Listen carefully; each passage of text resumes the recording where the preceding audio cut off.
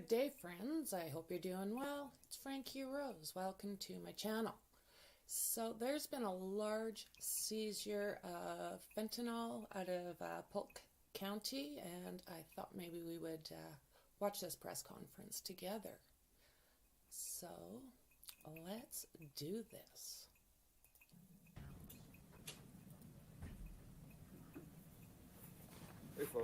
Hey folks, thank you for being with me this Friday morning.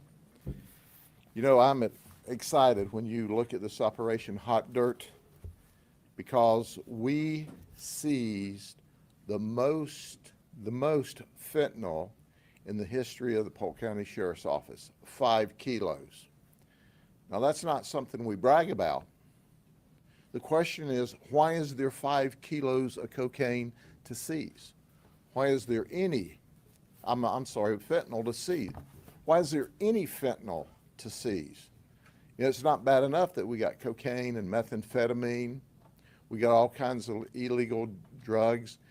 We got opioids, and then we've got fentanyl, which is a synthetic opioid. And we're going to spend a lot of time today rolling out the problem. Not only in Polk County is where we were able to make this seizure, but it's because we work with our colleagues.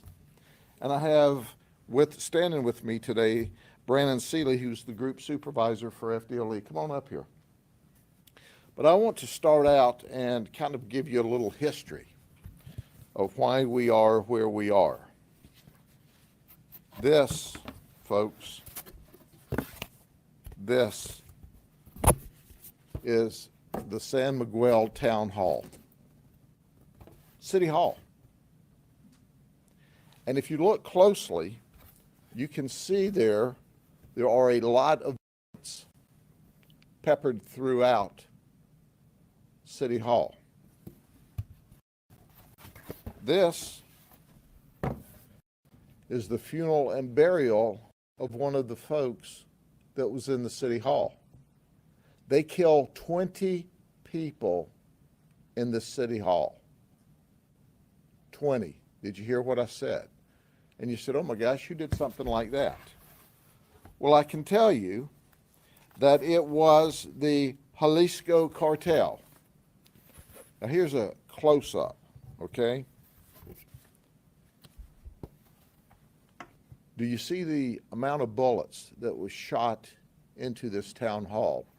And this is during a business day why people are trying to take care of business in San Miguel. So at the end of the day, you see a town hall shot up. You see burial of some folks that were in the town hall. And you go, what's that got to do with your seizure today? Well, actually, it has everything to do with our seizure today.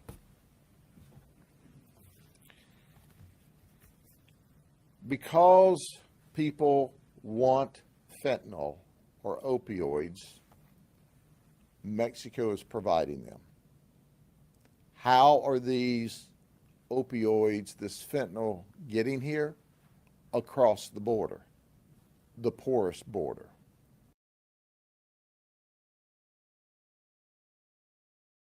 Now, folks,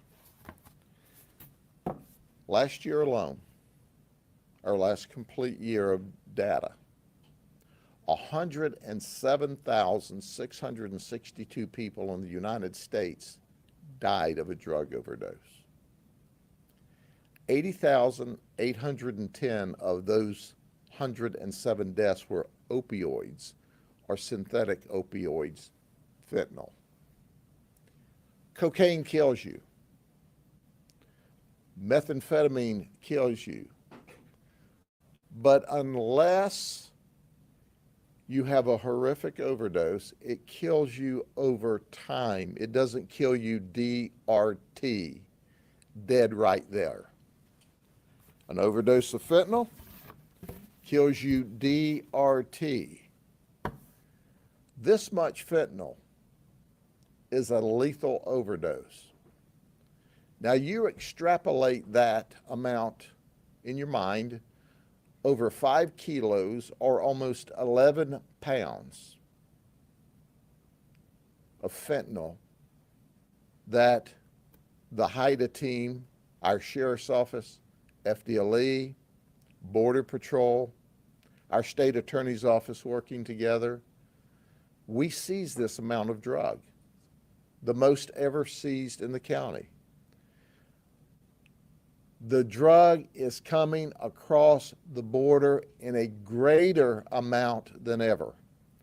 In fact, we are told by some of the heroin growers, the poppy growers that convert their poppies to heroin, that they're seeing a lesser amount of heroin, being able to sell a lesser amount of heroin from their poppies because the opioid has increased. The market has changed.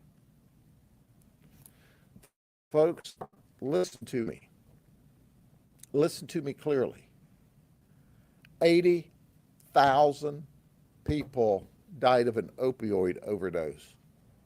What would we be doing if any other country, pick one, Russia, China, spread a new disease here and killed 80,000 people in 1 year?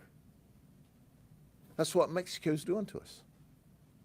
And they're doing it through an open border that everybody wants to make a political event over.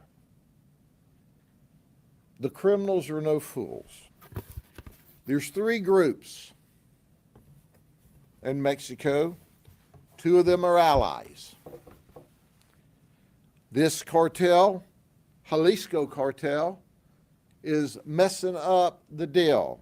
Sinaloa cartel and the Familia Michoacan, that's Polk County spelling or pronunciation, are allies. So now you got the Jalisco cartel. They're the ones that shot up the city hall. Since the current president of Mexico has been in place, 18 mayors have been killed. When they shot up the city hall in San Miguel, they killed the mayor. They also killed his dad. We do a pretty darn good job so far of keeping that kind of rampage south of the border. But if you open this border, like they're opening this border, they're bringing the product up here. When does that kind of activity move across the border? Because it will. Well, we're sitting here in our comfortable offices in Congress and in the White House, not worrying about it. Kind of like the congressional group, both Republicans and Democrats. The White House didn't worry as long as they were rioting in Portland and Seattle until they got to the Capitol building. Then it was a problem. It was a problem the whole time. If they continue to set in the position they are and continue to allow this fentanyl to come across the border, we're going to continue to have hundreds of thousands of people die needlessly. The end user doesn't understand, doesn't care where it comes from. But at the end of the day, it's not something to brag about that we've seized 5 kilos of fentanyl. It's really a sad state of border security affairs. So what do? They get this across the border and then they stamp it with pill presses. This is supposed to be a M30 blue oxycodone pills, made to look like the legitimate pills. You buy this on the street, you think, hey, somebody's ripped off a pharmaceutical. No. This is fraudulent. This is this raw fentanyl that's come from Mexico that went to someone's lab where they pressed a pill to look like a legitimate pill, and they're giving it to your child or a child near you. And they're dying. DRT. Every day. By the hundreds in this country. Why aren't people concerned? This is how it's coming to us, among other forms. So who are the folks? Let me introduce you to these folks that were involved in this. Ignacio Rodriguez, he's 28 years old. He delivered the 5 kilos. And here's what it came in. A chow cereal box. 2 kilos were in the box. 3 kilos were in the cooler. That's right. Think about that for a minute. Borrowed the kids' Captain Crunch box to deliver the fentanyl. He delivered it. But let me introduce you to 2 of his counterparts. This is Mario Castro Salachi. He's 29. He's a money courier. He's the one that picks the money up for the two gangs that are friendly and makes sure that it gets back to Mexico. He lives in Raleigh, North Carolina. He wants to establish the fentanyl drug pipeline into Polk County for Central Florida. We stopped that. Our detectives, who are the very best, working with the Border Patrol, who is fighting this border crisis not only at the border but all over the United States, was with us, as well as FDLE. They're the best in the business. But you know what? He's here illegally. Did you hear what I said? He's here illegally. He doesn't have a driver's license, so he has a driver. Pedro Mondragon, he's 27. He's a U.S. citizen, and he's got a driver's license. So he is Mario's driver. So he says, come on, Mario, boom, boom, boom. We're going to go to Polk County from Manatee County and deliver drugs. And then Mario says, great. And I'll get the money, and we'll go down to the nearest area and wire this back to the Sinaloa cartel. Oh, they can't take the money today anyway because they're busy warring with the Jalisco group who just shot up San Miguel. That's happening every day. We are fueling that war in the United States when we buy their fentanyl, their cocaine, their methamphetamine. And you know, I'm not going to let the marijuana people off. They're also lacing fentanyl in marijuana. So when your kid goes out this weekend and he thinks he's getting him some marijuana, and that's all, deadly overdose of fentanyl to go along with it. Pedro said he wanted to be a police officer one day. That's amazing to me. So we're here today to announce the largest seizure ever.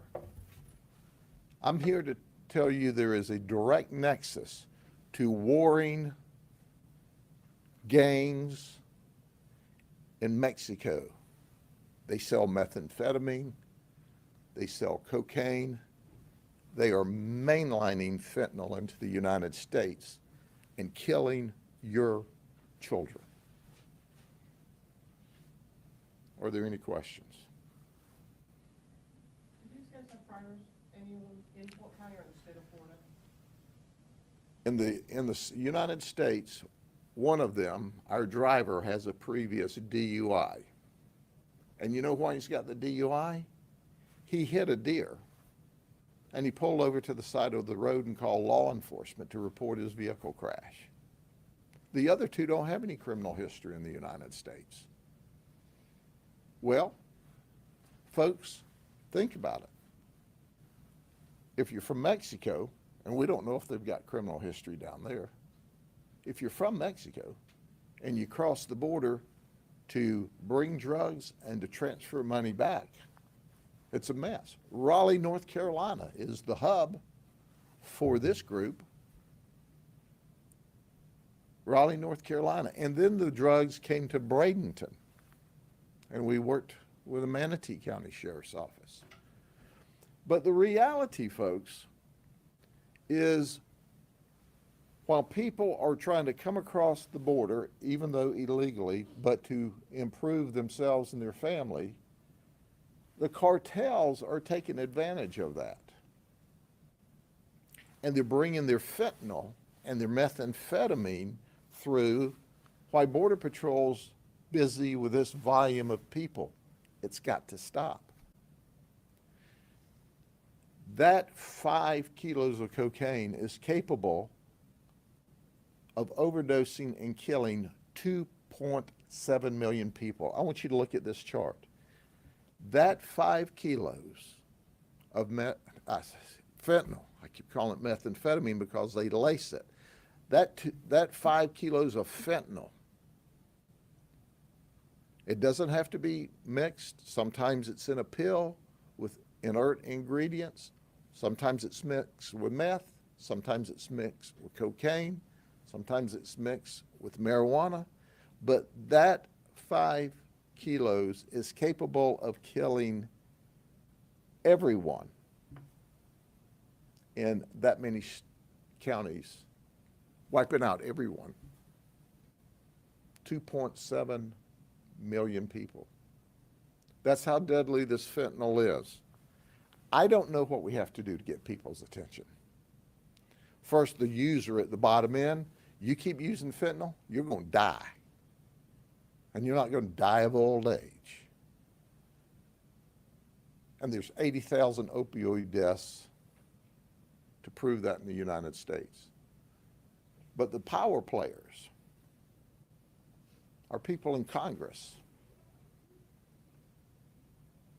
our federal power players, the president. If you don't stop this, you're helping kill a lot of kids and a lot of people in this country that shouldn't die. We can only do so much at the local level, but we've got to rain terror down, not only on the illegal cartels. They have no rules. They'll kill 18 mayors. They'll shoot up city halls. We don't want that here, but that's a normal event in Mexico. But if we keep letting it leak across and leak across and leak across, and the drug floods across, eventually that will be here. Grady, is fentanyl something that dealers put into weed, for example, to make it more marketable, or is it something that people actually go out, hey, that drug has fentanyl, like, do people actually know they're taking it? They usually buy the cannabis knowing it's laced with fentanyl. At least that's how they normally market it. But they get it by mistake. Or they get stoned and they get their piles of drugs mixed up. So they're pressing this fentanyl to make it look like oxycodone, legitimate pills. They are dusting it through meth, through cocaine, they're dusting it through cannabis, and then they're selling it and marketing it because it gives them a stronger high and a more powerful high. And they're looking for that ultimate high. Well, they're getting it. 80,000 of them got it last year out of 107,000 that died. But we got to work together. it breaks my heart to think that anyone dies of a drug overdose. And we're doing our part in law enforcement, but the brothers and sisters in law enforcement could use some help. Yes, sir. I'm seeing reports of this stuff making it into candy as well, and we got Halloween coming up. Do you have any tips or something for parents and listeners to look out for this kind of thing? Sure. Candy and stuff. First off, I haven't seen any of this mixed with candy or Halloween candy, but the basic tip for Halloween is if it's not sealed and wrapped up, don't let your kids have it. But what I have seen is the marijuana gummies laying around, the gummies laced with methamphetamine laying around, and the kids accidentally picking it up in the house. But my point simply is to say I'm very proud of my detectives who are simply the very best in the business, my undercover folks. And we're looking for the opportunity to take off more drugs. And in my relationship with the FDLE, and we have Nicole Orr from the state attorney's office here. She's the lead prosecutor in these cases, and she's going to do her part. So at the end of the day, we've got the team working here. But dadgummit, people have got to wake up and understand that stuff is pouring in on us across the border, and it's killing our people. And there are gang wars over the market south of the border. Where was the lab that pressed the fake counterfeit blue pills? It doesn't have to be a lab. It can be someone who buys a pill press, and you can buy them online. So it's not always a lab. It's somebody in their dadgum bedroom that have bought a pill press. And can you imagine determining whether you live or not is, okay, here's your M30s, and the guy who's putting the fentanyl in with the inert ingredients, he's stoned tonight. And that's what we typically see. When we see one fentanyl death here, we usually see 2 and 3 and 4 close together. What happened is an overdose amount got mixed into that drug got sent down from the traffickers to the sellers to the customers, and we see 2 or 3 or 4, and then it goes away. And then a week or two, a month later, we see 2 or 3 or 4 die again. We've got another overdose amount. So it's not a structured lab as we would think in the real world. We have a history, and there's press reports of this cartel in Florida and in Polk County. What is your agency doing to address this cartel particularly? Well, we got 3 of them in jail. We investigate these cartel people every day. Every day. And we not only investigate them here, we try to track them back to Mexico. How much luck do you think we get extraditing cartel members when they're killing mayors 18 at a time? How you got to get someone to deal with them, take them in custody when we identify them, and get them to us. And that happens. But we were working a large meth operation a few years ago. And while we were down there with our undercover operatives in Mexico, they cut the head of the police chief off. That slowed things down a while.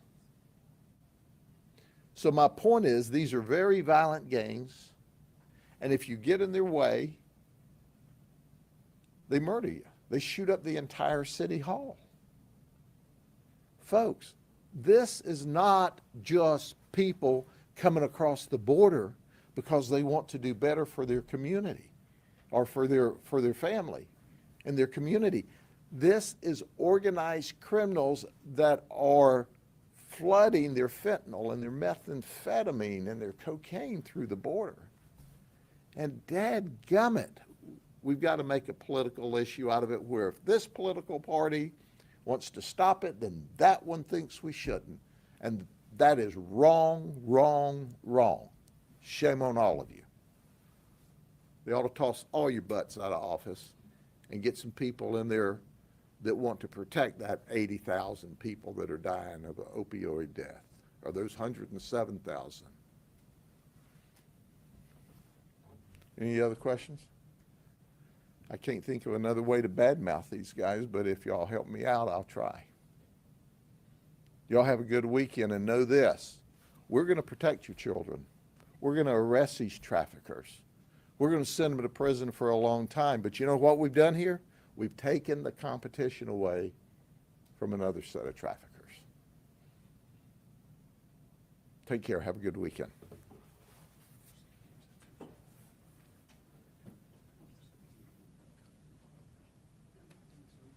Did somebody have a question of the, on the Bonnet Springs Park Cap program? Okay, sure, you have a minute. You want to do that now? Sure. Do you want to do it up here or just? All right. Just focus it in so it's, we don't have any of that. Well, here, let's get all this out of the way. We don't want any of that associated. Okay. Zoom in, okay. What do you want to know about Bonnet Springs?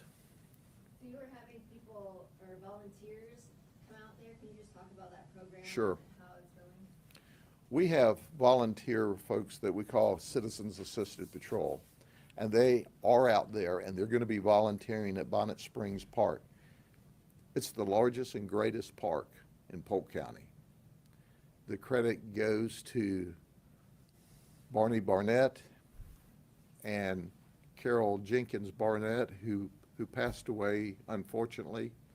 The two of them have the largest heart and philanthropic leaders of this county, and they have underwritten this beautiful, beautiful park, and it's free. It's totally free. We anticipate millions of people are going to come to this park every year. The grand opening is this weekend. They took an area that was purchased from the railroad, reconstructed this large area that has been abandoned for years and years and years into one of the most remarkable parks that you'll ever see. They went around the nation and the world looking at parks and what works. It was our honor to be a part of that. In fact, one of the fundraising opportunities was for us, for every member of the Sheriff's Office that reached their, what we call their full-term retirement. We put a brick in the park for each one of them. For every one of our deputies that lost their life in the line of duty, we put a bench in the park. And that's just a minuscule donation when you look to see what all of the people of Polk County and around Florida and the nation have done. If you get a chance, come see the park. It's fantastic. And we're going to have volunteers there every day helping out at no cost to the park, because it's the right thing to do and because we have the greatest community in the entire world here. You were looking for people to kind of police that park and like security guard. Well, it's really not security guard, it's Citizens Assisted Patrol. What they do, they're the eyes and ears for the Sheriff's Office and the Police Department.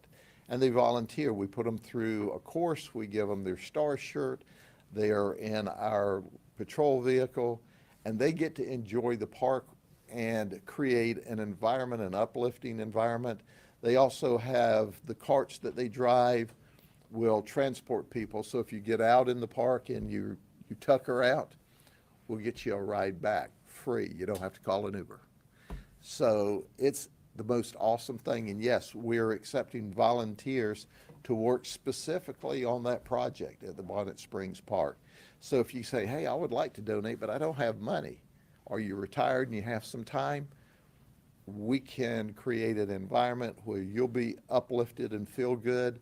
You'll help everything from children to senior citizens enjoy the park, and we'll make all that possible for you, and you'll make a wonderful experience available for the community. Think about it. This massive park with all kinds of stuff to do, free. They don't even charge you to park. That's cool. It's going to be fun. What types of things and what type of training can Well, the training program is only, what, 8 hours? One day. It's a one-day program where we teach you what to do, and a lot of what we teach you is what not to do. If you happen to see something that needs reporting, we want you to report it. But we don't want you in there tussling with someone at 70 years old and retired. That's not a good thing. But it's an 8-hour training. We have a really good time in the training program. And then you're a member of the volunteer member of the Sheriff's Office. And you can work exclusively in the park, or you can work in your neighborhood if you're in one of the CAP's neighborhood. It's up to you. But it is a fantastic opportunity. And my goodness, I'm so proud, not just for Lakeland, but for Polk County and Central Florida, because we have a fantastic, the best park in the entire county, the best park in Central Florida, in my estimation, right here in Lakeland, close to the interstate, close to the parkway, easy access, and you will have a great time.